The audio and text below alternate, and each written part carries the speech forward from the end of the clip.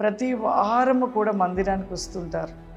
వాక్యాన్ని కూడా సేవకులు చెప్తున్న వాక్యాన్ని వింటారు, చక్కగా వింటారు, అన్ని విషయాలలో పాల్గొంటారు. కానీ వారి ప్రవర్తనలో మార్పు రాదు, వారి క్రియలలో మార్పు ఉండదు. మరలా మేము యేసు ప్రభు బిడ్డలము అని చెప్తారు.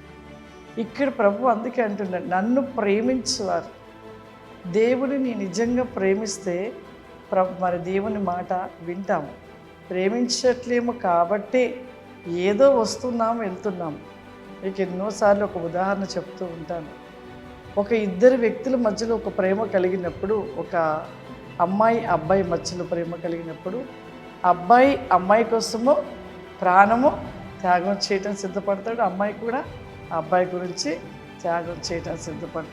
అదే ఒకవేళ నిజంగా అమ్మాయిని ప్రేమించకుండా ఏదో పైకి మాట్లాడితే ఆమె కోసం ఏదో త్యాగం చేయలేడు.